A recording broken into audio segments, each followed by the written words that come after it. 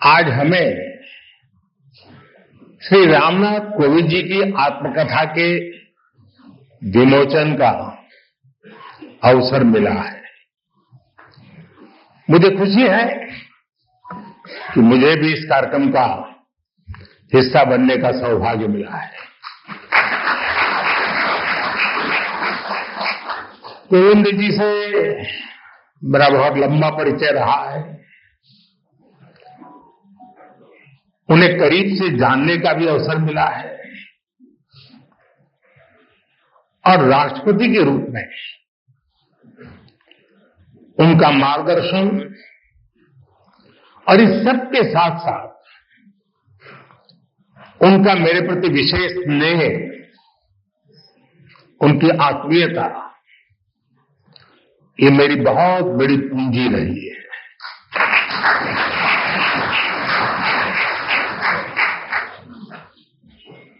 मैंने उनके जीवन को जितना समझा है, उनकी कार्यक्षमताओं को जितना जाना है,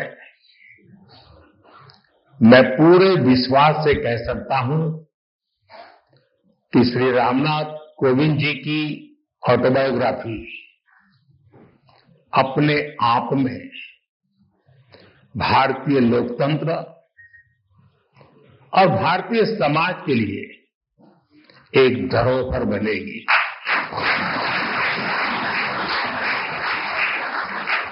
कोविंद जी की जीवन यात्रा, समाज और राष्ट्र के लिए उनका योगदान, ऐसा कितना कुछ है जिसके बारे में मैं विस्तार से बात कर सकता हूं, लेकिन बुक रिलीज में केवल कर्टन रेजर ही होना चाहिए। आप सब किताब का पूरा लाभ पढ़कर ही ले तो ही ज्यादा अच्छा है।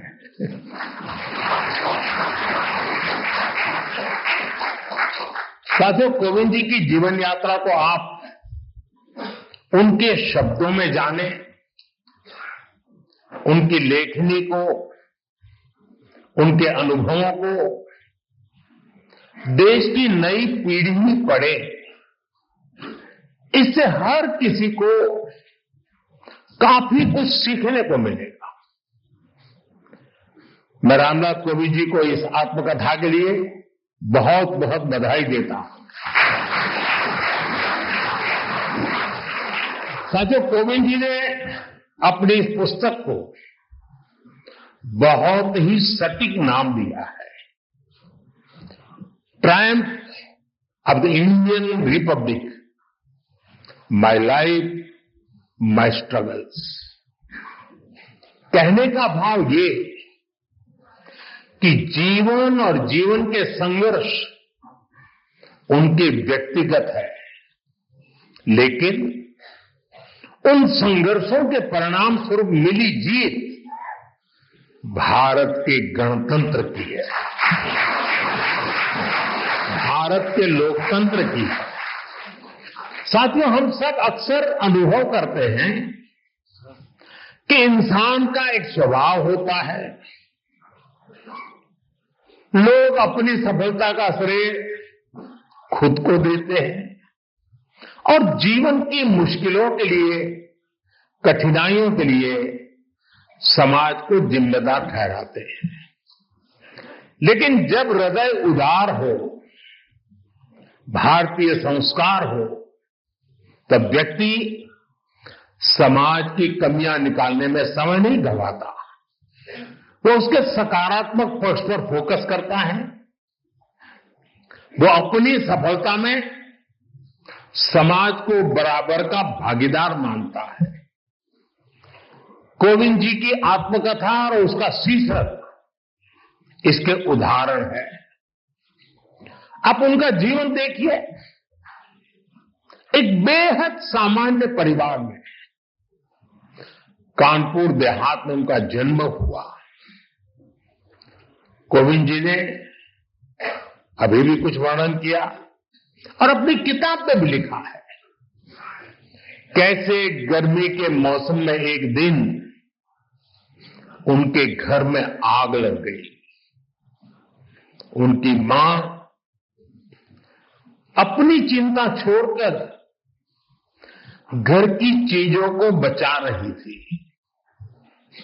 आखिर एक सामान्य परिवार में मां के लिए एक एक चीज बच्चों के पालन पोषण का जरिया होती है। उसी कोशिश में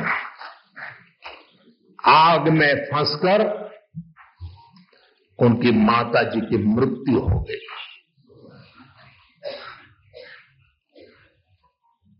आप कल्पना कर सकते हैं, छोटी सी उम्र में मैं इस तरह की घटना, मां को इस तरह खो देना, ये कितना दर्दनाक रहा होगा। मैं तो भाग्यशाली रहा हूं, मेरी मां 100 साल से भी अधिक जीवित रही और मुझे आशीर्वाद देती रही।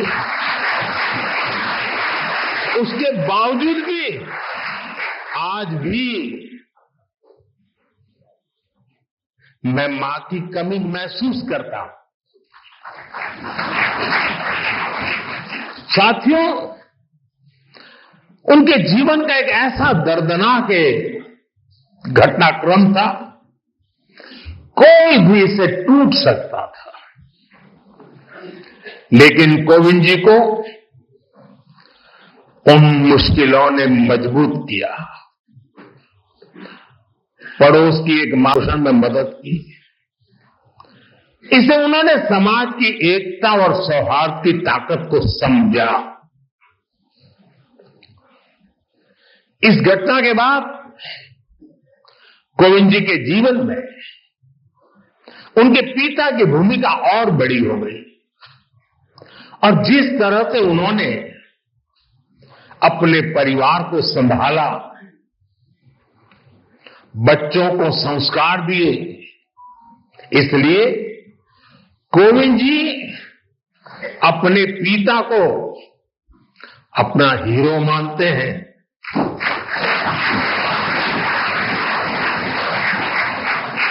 साथियों, बचपन के इन संघर्षों के बीच कोविंद जी ने शिक्षा को अपने सामर्थ्य को बढ़ाने का मार्ग बनाया। उन्होंने मेहनत की, उन्होंने संसाधनों की कमी को कमजोर नहीं बनने दिया और एक ऐसे मुकाम तक पहुंचे जिसकी कल्पना भी तब लोगों ने नहीं की होगी। वो भारत जैसे विशाल देश के राष्ट्रपति बने। साथियों, इतने बड़े पद पर पहुंचने के बाद भी कोविंद जी का विनम्र व्यक्तित्व, उनकी सादगी ऐसे ही कायम रही। मुझे याद है, प्रधानमंत्री के तौर पर मैं राष्ट्रपति भवन में उनसे मिलने जाता था। प्रोटोकॉल के हिसाब से जो बातें नहीं हो सकती हैं, वो बातें वो करते थे। वो प्रधानमंत्री को छोड़ने के लिए गाड़ी के दरवाजे तक आते थे।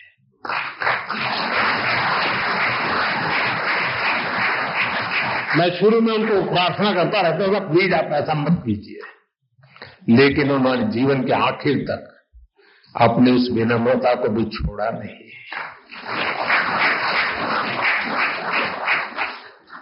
राष्ट्रपति बनने के बाद जब अपने गांव परौंठ गए तो उन्होंने वहां अपने गुरुओं के पैर छूकर उन्हें प्रणाम किया। गांव की मिट्टी को नमन करके उन्होंने गांव के सामान्य लोगों का धन्यवाद किया। पूरे देश ने वो भावुक दृश्य देखा था। उनके इस आचरण ने दुनिया के सामने भारत के संस्कारों की ऐसी तस्वीर सामने रखी जिस पर हर भारतवासी गर्व करता है। साथियों, गुलामी के सैकड़ों साल में हमारे देश ने आर्थिक और सामाजिक रूप से बहुत कुछ खोया था। हमारे पूर्वजों ने सदियों तक संघर्ष किया। महात्मा गांधी, बाबा साहब आंबेडकर, ज्योतिबा फुले, सावित्रीबाई फुले, ऐसी कितनी ही महान विभूतियों ने भारत के नवनिर्माण का सपना देखा था। एक ऐसा भारत जहां गरीब से गरीब, वंचित से वंचित को शिखर तक पहुंचने का अवसर मिल सके। कोविंद जी जैसे व्यक्तित्वों ने अपने श्रम और काबिलियत से केवल खुद का जीवन ही बदला इतना नहीं है, उन्होंने सदियों के उन स्वप्न को, उस विजन को भी साकार करने में अपनी अहम भूमिका निभाई है।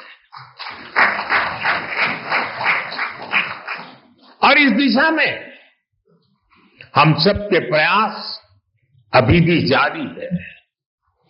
हमें भविष्य में कोविंद जी जैसे अनेकों युवा चाहिए जो परेशानियों से परास्त न हो,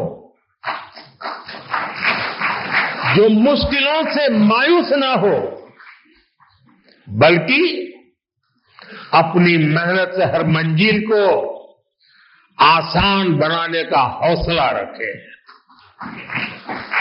इसी बदलाव से सशक्त भारत के निर्माण का संकल्प पूरा होगा। यहीं से आत्मनिर्भर और विकसित भारत का रास्ता बनेगा। साथियों, ऐसे युवा शक्ति के निर्माण के लिए जो प्रेरणा चाहिए, कोविंद जी की ऑटोबायोग्राफी उसका अहम स्रोत बन सकती है। साथियों, कोविंद जी ने अपने जीवन में मोरारजी भाई देसाई के साथ अनुभवों के बारे में भी इसमें विस्तार से बताया है। कोविंद जी के भीतर देश सेवा की जो भावना थी, मोरारजी भाई के साथ काम करके उन्होंने जो सीखने को मिला, जो रास्ता मिला, कोविंद जी ने राजनीति और समाज सेवा को अपना मार्ग बनाया। वो अपने कर्तव्यों के लिए समर्पित रहे। सेवा को उन्होंने अपना लक्ष्य बनाकर काम किया। संसद में उनका कार्यकाल गवाह है। राज्यपाल के रूप में भी उन्होंने एक उदाहरण प्रस्तुत किया। राष्ट्रपति के रूप में भी हमें उनकी यही कर्तव्य निष्ठा दिखाई देती रही। यहां तक कि राष्ट्रपति जैसे सर्वोच्च पद से सेवा मुक्त होने के बाद भी उन्होंने विश्राम नहीं लिया है। वो अभी भी एक देश एक चुनाव, वन नेशन वन इलेक्शन जैसे महत्वपूर्ण विषय पर काम कर रहे हैं, देश को जगा रहे हैं।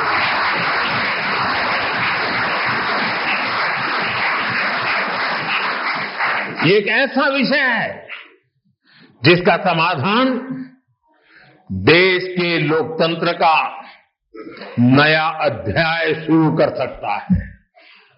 मैं मानता हूं कोविंद जी की इस कर्तव्य निष्ठा और सेवा भाव से देश के लोग बहुत कुछ सीख सकते हैं। साथियों, सामाजिक जीवन में सक्रिय रहते हुए ऑटोबायोग्राफी के लिए समय निकाल पाना बहुत मुश्किल होता है। कोविंद जी ने ये काम हम सबके लिए किया है, क्योंकि उनके जीवन में ऐसा कितना कुछ है जिसमें गरीब वंचित तबके से आए तमाम लोग अपने जीवन की परछाई देख सकते हैं। कैसे एक साधारण परिवार मुश्किल हालातों में भी जीवन की शुचिता और ईमानदारी से समझौता नहीं करता। कैसे वही आदर्श आगे चलकर हमारे जीवन का आधार बनते हैं।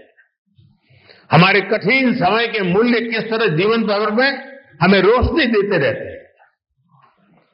कैसे इस पवित्रता से हमें राष्ट्र सेवा की शक्ति मिलती है। अलग अलग पदों का दायित्व निभाते हुए कोविंद जी ने समाज को निरंतर इसकी प्रेरणा दी है। साथियों, मुझे विश्वास है कोविंद जी की ऑटोबायोग्राफी इसमें उनके जीवन की ही नहीं बल्कि हमारे लोकतंत्र की भी अहम स्मृतियां सुरक्षित होंगी। मैं एक बार फिर उन्हें उनकी आत्मकथा के लिए शुभकामनाएं देता हूं और मैं खास करके युवा पीढ़ी से आग्रह करूंगा। रील का जमाना है।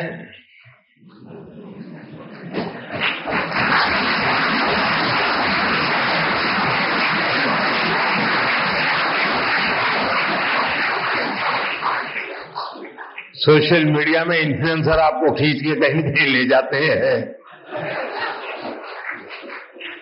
इस शॉर्टकट के युग में भी एक बात हम जरूर याद रखें, रेलवे स्टेशन पे लिखा हुआ होता है। कुछ लोगों को पटरी पर कूद करके जाने की आदत होती, ब्रिज पर नहीं जाते, तो वहां लिखा होता है shortcut will cut you short.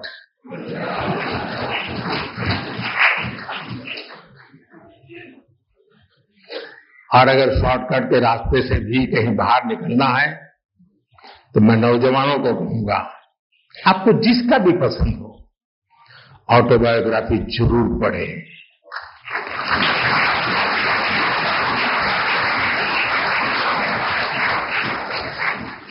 Autobiography उस कालखंड की इतिहास की घटनाओं को अलग तरीके से समझने का अवसर देती है। इतिहास से काफी निकट होता है वो कालखंड बायोग्राफी का, और इसलिए मैं जरूर चाहूंगा कि कोविंद जी की जो मेहनत है वो आने वाली पीढ़ियों को काम आए, युवा पीढ़ी को विशेष रूप से काम आए। बहुत बहुत शुभकामनाएं।